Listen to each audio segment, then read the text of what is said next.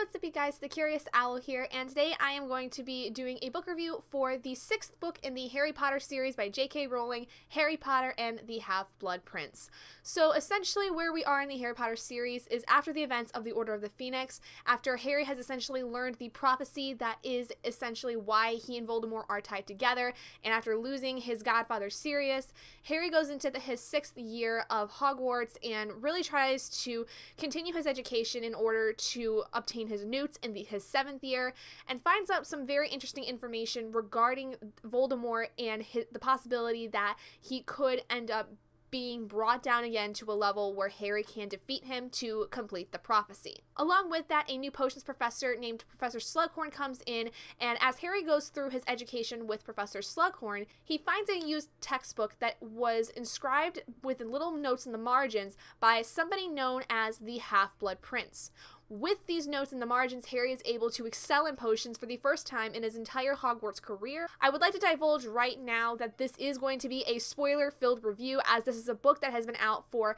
several years, and the movies have been out for several years, and so if you have not read the books or seen the movies at some point, I would advise you to click off this video and watch something else of mine, as I will be divulging into some very specific events that I either liked or disliked in the book that more people who are familiar with the stories would be accustomed to understand. So pretty much everyone knows this book because it's the one where Dumbledore dies, because literally everyone on the face of the earth freaked the F out when they found out that Dumbledore was killed at the very end of the book. I honestly think that Draco Malfoy is an absolute coward, and it is really shown in this particular scene. He is a coward in the sense, though, that he isn't able to make a decision of whether or not to follow Voldemort or not, but I also understand that Draco is really dealing with a lot on his shoulders, and I feel like we really get a good glimpse of that, especially in this scene particularly. We don't really see it throughout much of the book because the books are mostly focused on Harry's perspective and his journey, but we can divulge a lot of information in this particular scene about, although Draco is a coward in the sense that he can't make a decision and ultimately makes the decision to go with the man who is trying to kill his family, it also sheds a lot of light on the fact that he's essentially being used as a pawn, and he doesn't want to be. He doesn't want to be involved in all of this stuff that his father was involved in, and he doesn't want to be the reason that his father or Dumbledore lives or dies, but unfortunately he's put in that situation. And I believe that he's only a coward in the sense that he couldn't make a decision, and he had to have somebody else make it for him, being Snape. And so unfortunately, that's why I see him as more of a coward, that he couldn't decide whether or not to side with someone he knew was ultimately good, or side with his own father, who he may know is evil, but is still his family. And I wish that maybe that would have been brought up a little bit more in the book, but I do think that there is a lot of merit into the fact that Draco definitely is someone who is being played with and toyed with, and unfortunately, he has succumbed to a lot of pressures. So I did enjoy this book a lot more, I think, than Order of the Phoenix. Mostly my problems with Order of the Phoenix was I felt that the beginning was a little bit too slow-paced, and there wasn't really a lot that was going on in terms of urgency. I didn't feel like there was a lot of urgency going on with this book. And although Half-Blood Prince also didn't feel that the beginning had a lot of urgency, there was a lot that was going on in Harry's mind, particularly with the fact that he's now lost his godfather. And so it's really hard to see him kind of go through his time before going to Hogwarts, remembering about his godfather, and kind of like there's a point where he says, it's just sad to me to know that I'm never going to hear from him again. I'm never going to be able to get anything from him again or something like that. And honestly, as a reader, that just broke my heart, because I know what that's like to have lost somebody that I was very close with. I lost my grandfather when I was 13, and one of the first things I remember thinking not long after he passed was, I'm really sad that I'm never going to be able to sit and listen to him laugh again, because his laugh was one of the things I loved the most. So from that perspective, I really understood how Harry was feeling in that sense, and a lot of the actions that kind of went about in the Half-Blood Prince was similar, I think, to what would be considered some kind of grieving process. Not exactly when he was in Hogwarts, but I think when Harry was just about to go to Hogwarts, a lot of his grieving process was in that time, and it made him a little bit more withdrawn from his friends. It definitely had put him on edge a little bit more, I think, and definitely made him much more quicker to anger, because he was so angry at the fact that he could not save serious and everything. So there's a lot that kind of goes on with Harry's emotion. Something else that I really enjoyed learning more about was the idea of the Horcruxes and essentially going back in time to learn more about Voldemort and essentially the way that he kind of came up to being the evil wizard that he is now. It was very interesting to go back in time through a lot of his old memories because we could see from the very, very beginning of his childhood when Dumbledore goes to him in the orphanage that there's something very disturbed about this young man, and it may have something to do with the fact that it is because he is an heir of Slytherin, but I also wonder if maybe it's because of the way he was treated in the orphanage. I wonder if the idea of Voldemort is kind of more of a nurture versus nature kind of thing. I almost get the feeling that Voldemort is more a product of the kind of environment he was a part of, or the nurture aspect, than he is if he was part of the nature aspect where he is a heir of Slytherin, he's kind of gained these abilities and he's evil because of it. I would be more likely to bet that he is more on the nurture side because many people who he grew up with in the orphanage didn't understand his powers and kind of shunned him, and they would bully him and things of that nature from what I remember. And so it makes more sense to me that he becomes evil because of the fact that he's dealt with that. But there also comes the argument of when he finds out about who his father was and the fact that his father had abandoned his mother when she was still pregnant after he found out that he had been bewitched. That leads to some other kinds of psychological problems that may be involved with him. So I'm not quite sure of how to feel about him, but I think that there can be a very well done in-depth psychoanalysis of Voldemort as a character and as a villain, because there's a lot of things about him, a lot of layers that I think need to be divulged into more. But for my personal opinion, I think it does a lot more with the fact that his treatment of how he was in the orphanage has kind of shaped the way that he's become as a wizard. And not only that, but then finding out about his family history and the fact that they're supposed to be super powerful may have then influenced him as a wizard to try to become more powerful. But I think the seed of it was in the way that he was treated in the orphanage for most of his life by these other children who didn't know really how to handle the fact that Voldemort had these magical abilities. I think the only problem I really had with this was the idea of Slughorn. I didn't really know how to feel about him, whether or not he was good or kind of bad, but I think I kind of came to the conclusion that he's kind of good. He's more on the good side because although he kept this memory of his secret for the longest time and had actually altered it to keep people from knowing that he had actually divulged information about Horcruxes to Voldemort and gave him the ability to become the evil wizard that he was and now is again. I think that it's because there's a fear that's involved in it for him, so it's kind of more of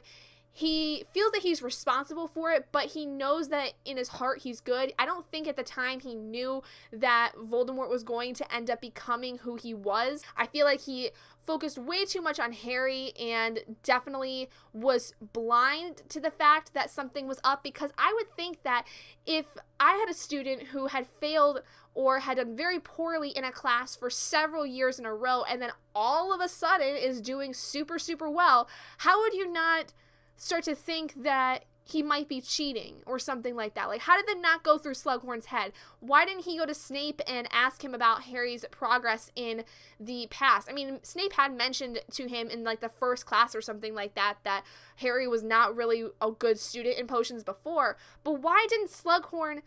act upon that? Is it because that he thinks that Harry is still super important, he's the chosen one and all this stuff? And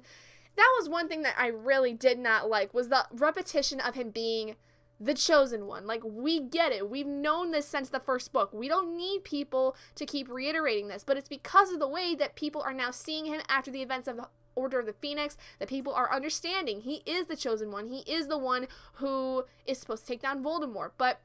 we don't need to hear that he is the chosen one every other page. I guess that's really the only thing that I found that was really just annoying, was that whole idea of the chosen one thing just being repeated, because everything else in the book I really enjoyed. I feel like this, although it was much later to the game in terms of building up the past of Voldemort, has done a really good job of giving us a good idea as to how Voldemort has come to be, and has definitely set us up for the final book, The Deathly Hallows, because now Harry, Hermione, and Ron have decided that they are going to go and hunt down these other Horcruxes and give themselves the ability to be able to take down Voldemort as soon as they are able to. That was one thing I really enjoyed. At Dumbledore's funeral, Ron and Hermione were really set on helping Harry to the very end of it. And for someone like Hermione, I would never have thought that she would have put her education on the line to do something like this. She's been much more gutsy in the past, as we've seen over the course of the book. She's become much more gung-ho, and she's gotten better about taking risks in these last several books. But this is the first time I definitely feel that she's really completely 100% all for just disregarding the rules and disregarding education, which I think is a really big step for her as a character, because she's always been so focused on her education and on schoolwork. And I think it was because to make a point that just because she's a muggle doesn't mean that she can't be a wonderful witch. The fact that she's basically busted that open and has said that I'm going to continue going on this journey with you, and I am not going to stop until we kill off all those Horcruxes and get to be able to defeat Voldemort, is a really amazing step for Hermione as a character, and not just as a character, but as a friend, because understanding that a friend like that, who is so focused on her education, is willing to give it all up to be able to help you on this journey, that says a lot as a friend. And I would be so grateful to have her as a friend in that moment, because I knew that that would be something that would have been so hard for her. Speaking of Hermione and Ron, oh my god, this relationship between the two of them. I guess this might have been the only other thing I didn't care for in this book, was the constant back and forth between Ron and Hermione, especially in this novel. I think, though, that we definitely get a better sense of what the feelings are for each other. We kind of got a little bit of this in Goblet of Fire, when Ron and Hermione were kind of arguing a lot. We also got it in the Order of the Phoenix a little bit, but not too much. And this book has completely busted open this entire relationship between Ron and Hermione. There's definitely been a lot more flirting. There's definitely been a lot of hurt feelings from the both of them, because they don't know how to tell each other that they like each other, because they kind of are supposed to not, in a sense. It's definitely been a slow burn, and in this book it has really kind of spiced up a lot, especially after Ron has been poisoned by the Oakmead and has essentially been in the hospital, because you hear him say Hermione's name, and that really brings this relationship to a head and doesn't exactly get them to be together, but towards the end of the book you realize that there's definitely something there that's going to continue on in the next book, which I really enjoyed, because as we all know, you know, slow burn relationships are like the perfect ones in series. It definitely works out way better than relationships that are done too quickly and insta-lovey. This is one of my favorite relationship arcs of any series, because of the way that it's done and the way that we're kind of going back and forth. I will say Ron's a bit of a D-bag for a good part of this blossoming relationship, because he doesn't know how to handle the fact that a girl may like him, but he has gotten better about it since he's broken up with Lavender in this book, and he starts to really understand what his feelings are for Hermione and how he cares about her, and I think that that's going to play more into the Deathly Hallows. So there you guys go. That's pretty much all that I have to say about Harry Potter and the Half-Blood Prince. I definitely think it was way better than Order of the Phoenix. There's definitely a lot more that is involved in this book, even though it's actually much shorter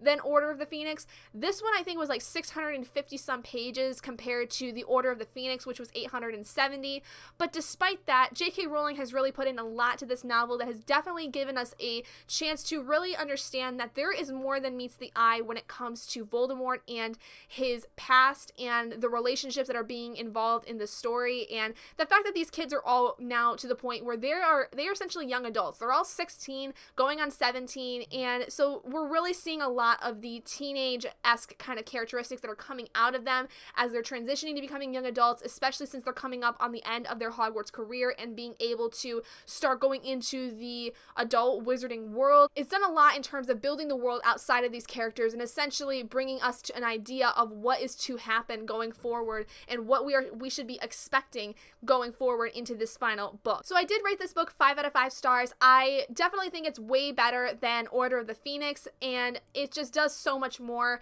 for me as a reader. And although I did have a couple problems with it, it's not really problems that I think would have knocked points off for me. They're more so opinions of mine that I think a lot of other people don't have the same opinions on, and so I didn't want to incorporate that in my review in the way that I had rated the book, because I feel that those opinions sometimes can be changed over the course of time. So that's why I kept it at 5 out of 5 stars instead of maybe lowering it to 4.75 or 4.5 or 4 stars. I just didn't feel that I was comfortable with that, and I think it would deserve a lot more credit than just 4 stars. So anyway, thank you guys so much for joining me in this review. If you guys did enjoy it, please do give it a big thumbs up. And if you're not already and you'd like to be, hit that button down below and subscribe to become an owlet in our flock. And I will see all of you guys in my next video.